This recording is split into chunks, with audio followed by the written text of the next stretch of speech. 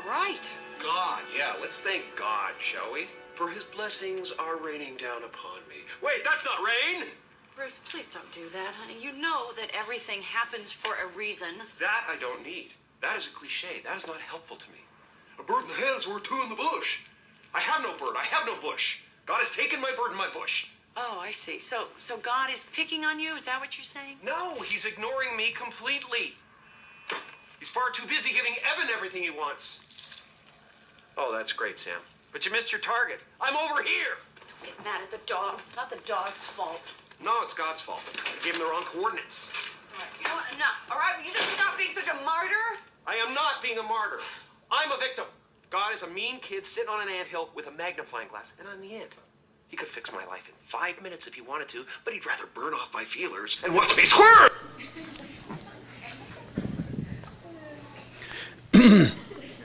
None of us probably are as bold to say something like that out loud. But I think there are probably plenty of times when we think that in our heads. Now, not all the time. I think for the most part, we're understanding of God. We're acceptant of what he's doing, and we go along with it, understanding that the world is a big place and it's unruly, and he's doing the best he can. We're willing to give him the thumbs up and say that our God is a good God who does good things. Except in those times when God seems to start acting off of script. When God starts to do things that are ungodlike. When God stops acting like the God we expect him to act like. That's when we struggle. When God seems to just let things happen. When he seems to not be there, or to not be listening, or to not be acting and reacting as he should. Those times when the jerks seem to get all of the perks in life. Those times when all of our good deeds just make for a bad day. Those times when our faith seems to just cause friction and not favor with anyone. Those times when we're just trying to follow the rules, and the rules seem to want to just rob us of any joy or any sanity. Those times when righteousness just seems to be reviled and immorality becomes immortalized, and we look and we say, God, where are you? Why aren't you paying attention? Why aren't you acting? Why aren't you listening when I'm calling out to you in anguish? And the times when my friends suddenly become my foes, when people I invest in just turn their backs on me, when my love just seems to be spat on and tread upon and then thrown back in my face. God, where are you? We've all been there. We've all felt it. We've all felt like we are walking alone and abandoned and rejected by God. We've all felt that desire to either just give up or to go out and to look for God in another God or another thing or another pleasure. Those times where we have just wanted to blow up at God and hold his feet to the fire. Those times in our lives where we look And God is not acting like God. That he's not behaving like God should behave, like we expect him to behave. This morning, we're going to look at this issue because a man by the name of Habakkuk gives us the answer to how to live when God doesn't seem to be behaving like God, when God seems to be just acting off of script, out in left field, and we can't even fathom what he is doing. This morning, we're going to continue our series, majoring with the minors, and we're going to look at the next minor prophet, the prophet Habakkuk. Habakkuk came about his ministry right around 605 BC. Now, try to remember what we've said, and I know with some of the prophets, it's different timelines, but basically, what's going on in the big picture is this. The nation of Israel that God founded has been divided by the people. Brother and brother, ruler upon ruler, just turning on each other. And so the nation became split, north and south. And the northern part, the part we call Israel or Samaria, the part that seemed to give in to sin first and most grossly, to the point that God punished them by bringing the Assyrians, a foreign nation, to come and take them over and enslave them. Habakkuk is a prophet of the southern part of Israel, the part of Israel that we call Judah. Judah was a nation that, for a good amount of years, as the northern part was just drifting off in decadence and decay and depravity, Judah seemed to hold its act together. It had the most righteous and noble kings out of both kingdoms, but it also had corrupted kings. But when Habakkuk comes to write, he's writing because Judah is beginning to fall in the same direction of its northern brother Israel. Judah is becoming a nation that is given in to sin, given in to the same decadence and depravity. A nation that is beginning to oppress the poor, to engage in all sorts of depraved sexual behaviors. A nation that's turned its back on God and has run to other gods. A nation that's falling apart. And Habakkuk comes before God, and he comes before the people, and he prophesies as God speaks through him. Now, what's interesting about Habakkuk is when you study Habakkuk's prophecy, it's a discussion between Habakkuk and God. And Habakkuk is representing the complaint or the complaints of the nation of Judah. And so you see Habakkuk issuing a complaint and then God replying to the complaint. And it's in that we're going to see how we live, how we do life and deal with God when God doesn't seem to be acting like God. So let's begin to look at chapter 1. And it begins with Habakkuk's complaint. How long, Lord, must I call out for help? But you do not listen, or cry out to you violence, but you do not save. I mean, it's a question that all of God's people have asked for throughout eternity. We've cried out for God, and he doesn't seem to hear us. He doesn't seem to be listening. He doesn't seem to even be acting to change anything. Habakkuk goes on. Why do you make me look at injustice? Why do you tolerate wrongdoing? Destruction and violence are before me. There is strife and conflict abounds. Therefore the law is paralyzed.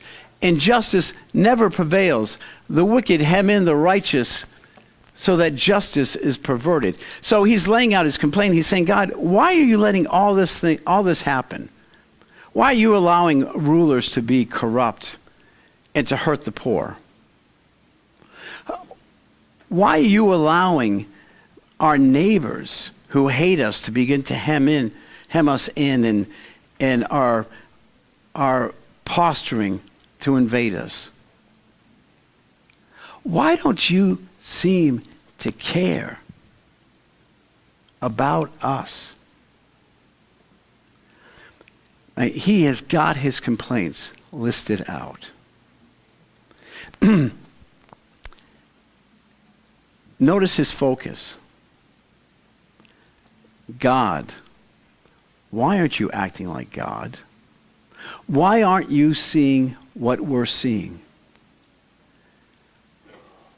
Why aren't you listening when we're calling? Why are you putting us in this situation? Notice how the focus is narrow in its approach to God. It's God, why are you failing to fix our failures? Why aren't you helping us even while we spend our time pushing you away from us? It's that narcissism we talk about. God, why aren't you here for me when I don't want to be there for you? And then we act shocked by it. God responds, look at the nations and watch and be utterly amazed, for I am going to do something in your days that you would not believe even if you were told. I am raising up the Babylonians, that ruthless, impetuous people who sweep across the whole earth to seize dwellings not their own. Now, what is he saying? Here's Habakkuk. He's making his complaint. He says God isn't listening. He says God isn't acting. And now God listens. And now God speaks. And he says to him, oh, no, I hear you. And I pay attention. And I've already got a plan for all of this. I'm going to send the Babylonians to come. And they're going to deal with your problems because they're going to deal with you. I'm going to send them to punish you. Now, see, God isn't concerned with just the trouble around us. God is concerned with the trouble within us. What we won't deal with, he won't neglect. Why? Because he hates us, because he's like a mean kid sitting on an anthill with this magnifying glass and burning each ant as it walks out? No. Because God knows that the trouble around us isn't our real trouble. It isn't our real problem. That our real problem and our real troubles are the troubles within us. The sin around us means nothing compared to the sin within us. How does Habakkuk respond?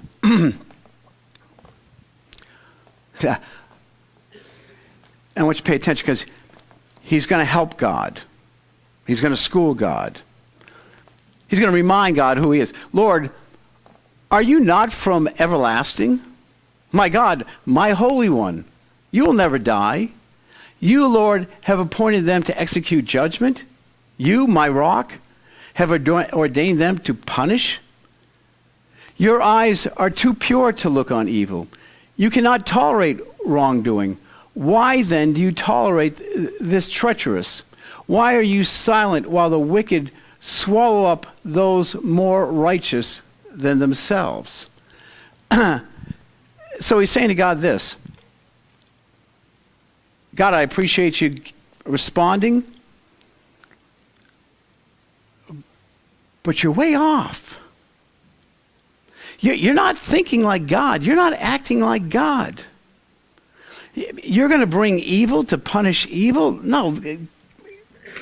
A righteous God who doesn't like to look at impurity, he doesn't act that way. He doesn't do business that way. God, let me bring you back to the plan here.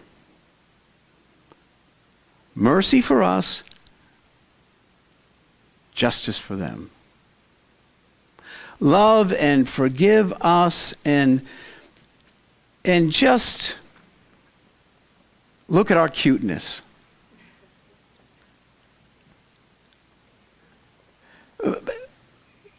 Give some room for the lack of our righteousness.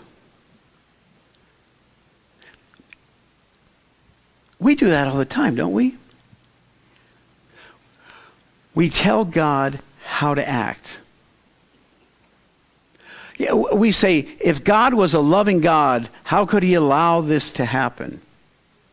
Because our premise is, God is loving. And so when God does this, and we view it as unloving, then he's not acting like God. When we look around and we're disturbed by things and situations, and we're hurt by people, and we look at God and we say, God, why aren't you taking care of this? Because you're supposed to be a good God. You're supposed to be holy. You're supposed to be just. You're not supposed to put up with this nonsense. So why aren't you acting like yourself?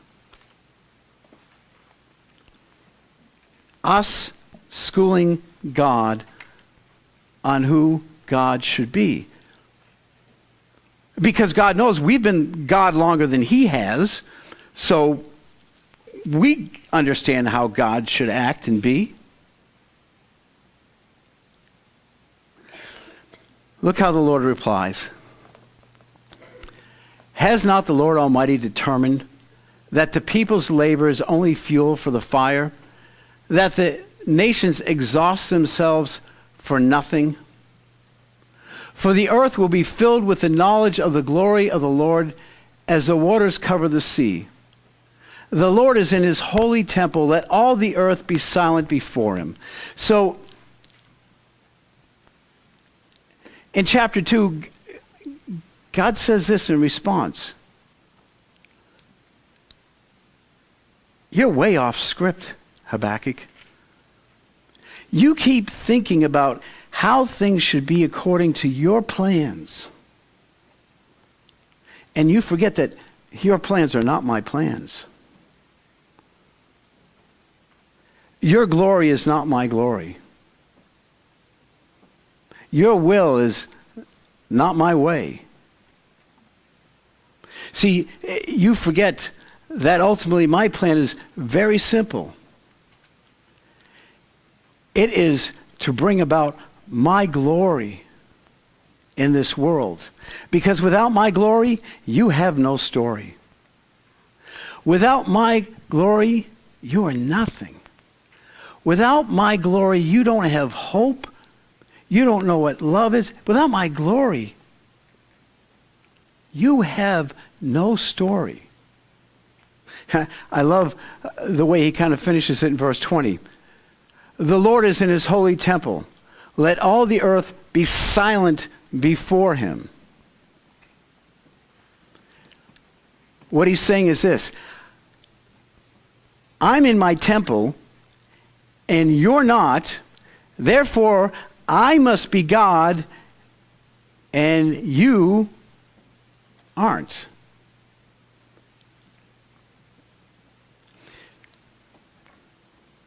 we have this mindset sometimes that we can go before God and we can determine what's right and what's wrong. We can go before God as a peer. That we can say, God, I know I haven't been God as long as you have, but, my boots are the boots on the field here. I have eyes on the ground, and so just, let's work together on this. And God has no interest in working out our plans for our glory, because all that would end up is in our pain and destruction. How do we deal with God when God doesn't act like God, when he doesn't do what we think he should be doing?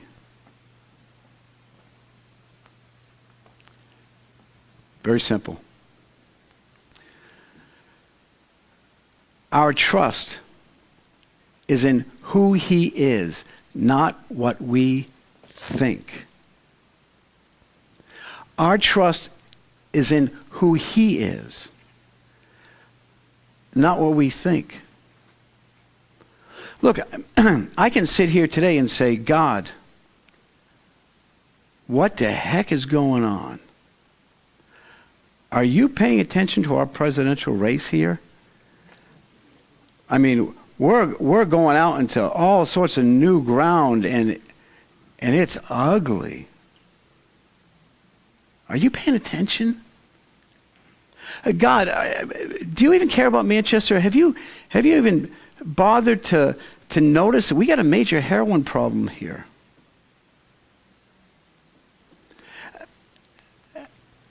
God, do you remember how old I am?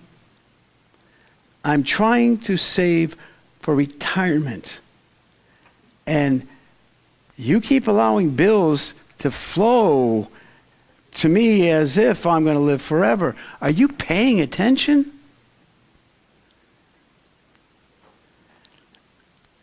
God, it's time to start acting like God.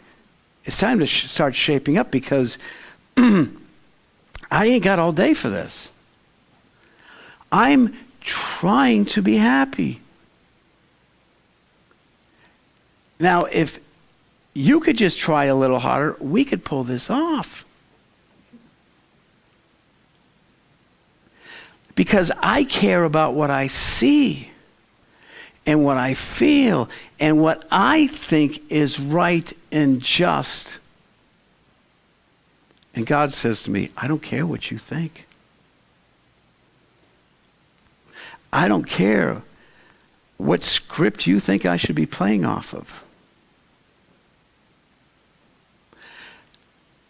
The only thing you should care about, the only thing you should trust in is not what you think, but who I am. And that's it.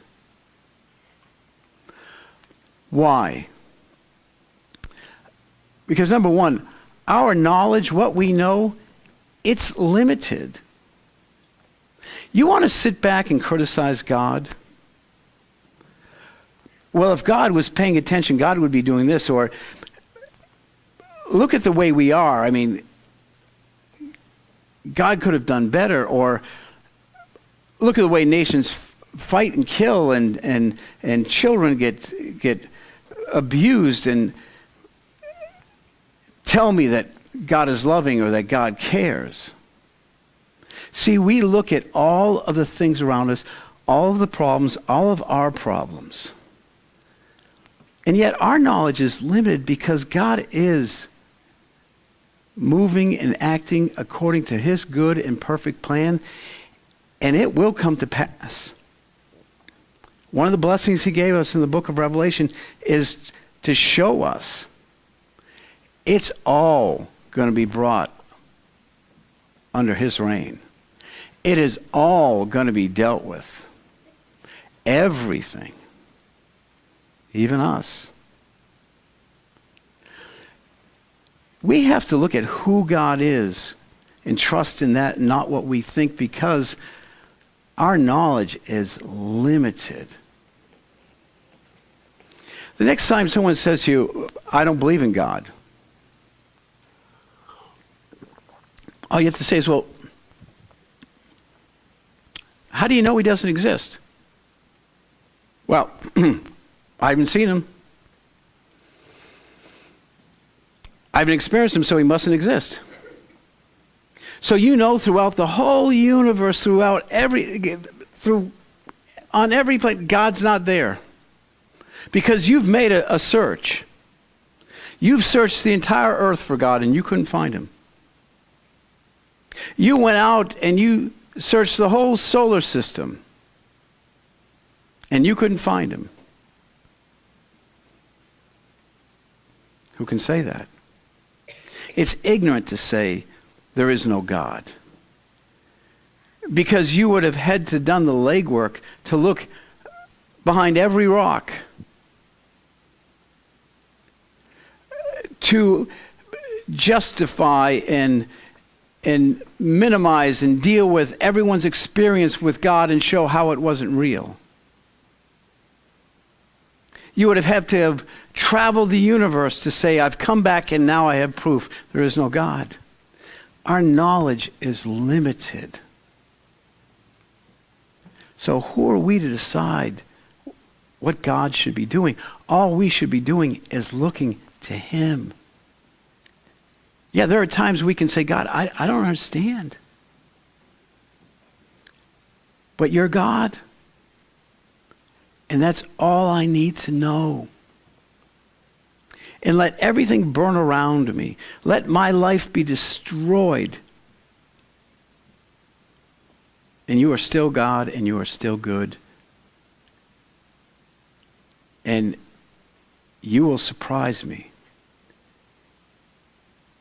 You will show me what I don't see. What we know, it's limited. Second, what we see, it's corrupted. Now, I've learned this as a therapist. Nothing is as it appears to be.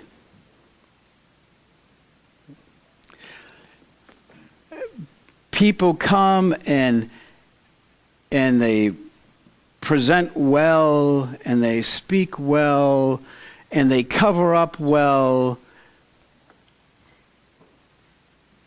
And then you learn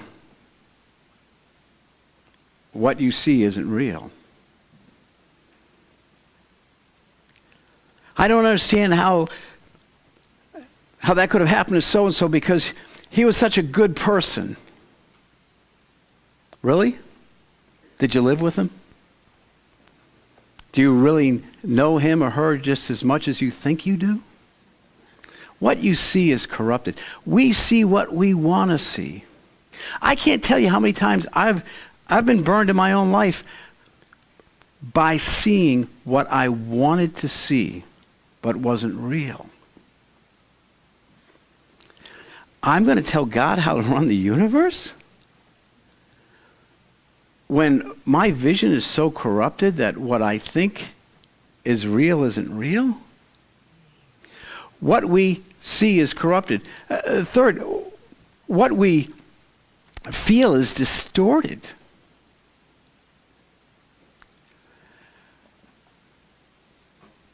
I feel hurt. So therefore, somebody must have wronged me. Or maybe I wronged them and I'm missing that. I feel angry. And I take it out on everyone around me, and yet no one around me has done anything to make me angry. Our feelings are so distorted, and yet all of us, every single one of us, tend to live by our feelings over by what we even know. If we feel something, then that's the way it must be. If you meet me for the first time and you look at me and you think, he reminds me of that jerk I grew up with. And all those feelings come back to me, and yeah, I'm sure he's a jerk. Because our feelings are God, right? We're going to tell God what to do, how to think, how to feel. Our actions, how we act, it's misguided. We act off of what we know to be right, and it's not. We come up with visions and plans, and we pursue them only to watch them crash and burn. Can you put that up, Andreas? I can't tell you how many times I'll sit with people and they'll say things like this. I know I shouldn't, but I believe and I feel that I should. I know that God doesn't want me to, and yet I know God wants me to be happy because this makes me feel happy. And I'll say to them, if you go down this road, it doesn't end well. If you go down this road, you're going to crash and burn, and I'll lay it out for them. And yet, they'll act based upon what they feel and not what they know. Lastly, how we love is damaged. This is the saddest part of all. That's why we thank God that God in who He is love. Because what I think is loving could end up hurtful for you.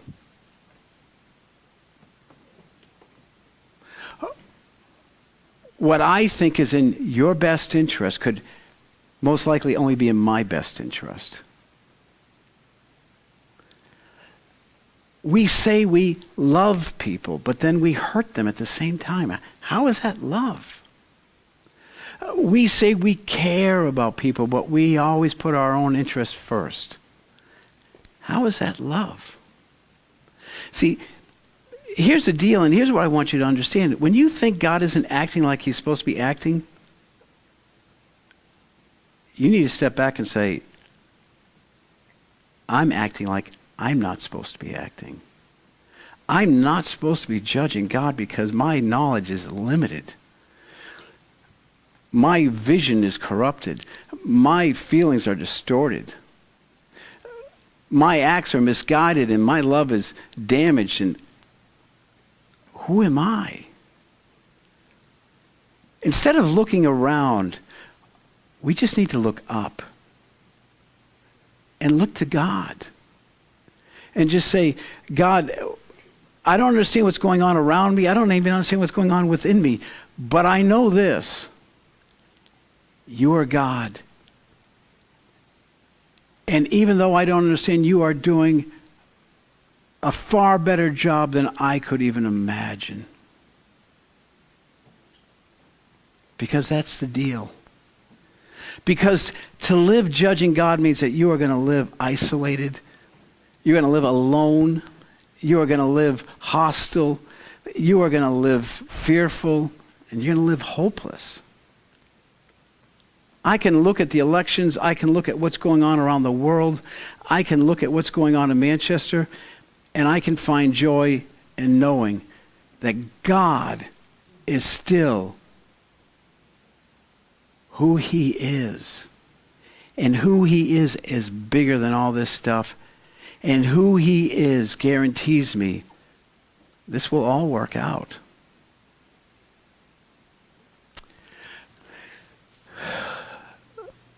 Look at how Habakkuk finally responds to God. I love this.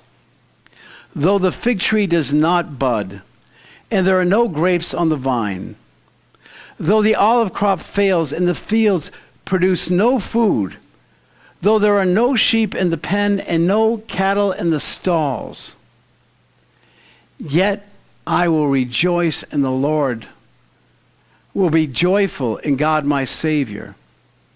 The sovereign Lord is my strength. He makes my feet like the feet of a deer. He enables me to tread on the heights. Isn't that great? He says, from now on, when the fields are barren and fruit isn't coming from the trees and everything looks bleak,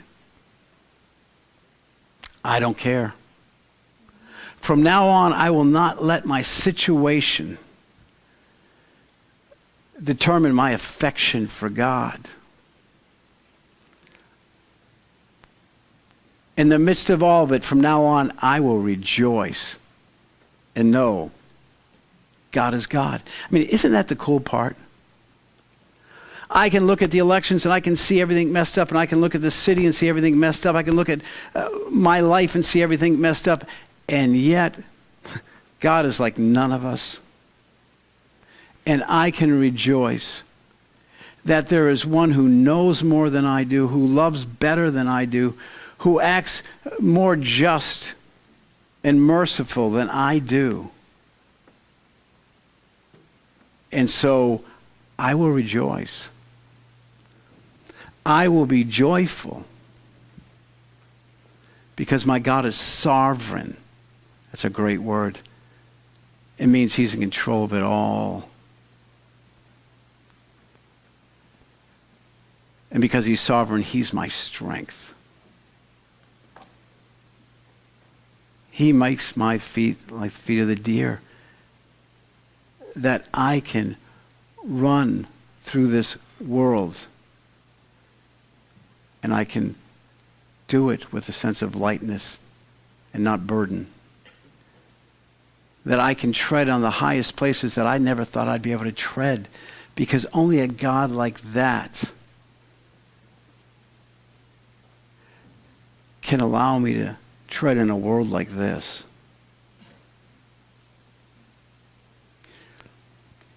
In short, what's he saying? One, be confident. Or be patient. When you don't understand what's going on, just be patient. God does, and he'll act. Second, be compliant. Do what's right, even if everybody's doing what's wrong.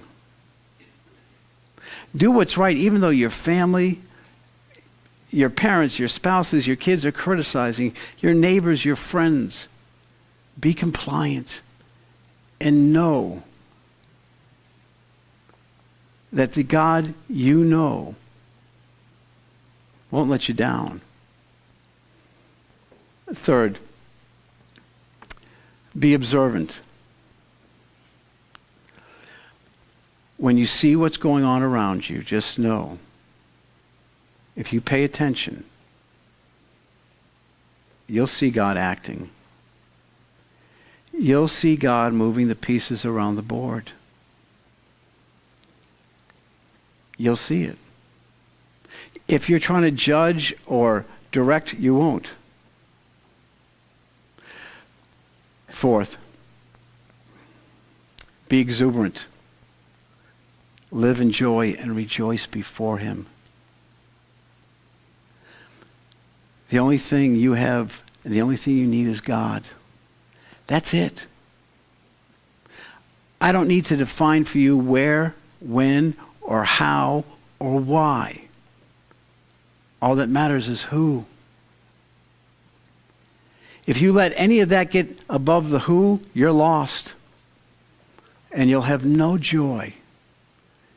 I rejoice not because of what's going on in me or around me, but what's going on above me.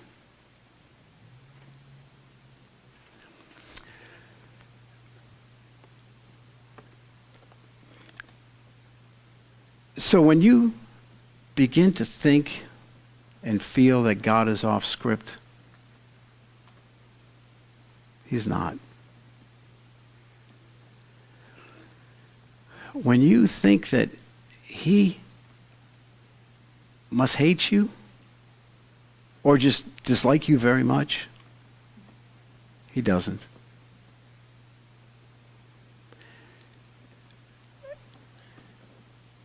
He loves you. If you are in Christ, then the deal is done and it's all going to work out. Have you seen the movie Risen? I just saw it the other night. If you hadn't get a chance to see it, see it. I mean, there's a bit of a story that's used to kind of bring out the gospel. But one of the things I love in the movie is the disciples, after seeing Jesus, they don't care about anything. They don't care about being put to death. They're good because they know that God is God and he loves us. Nothing else matters. If you can do that, then you'll find joy. If you can do that, you'll avert selfishness. If you can do that, you'll make a powerful impact. If you can do that, you will grow old and never die. Please join me in prayer.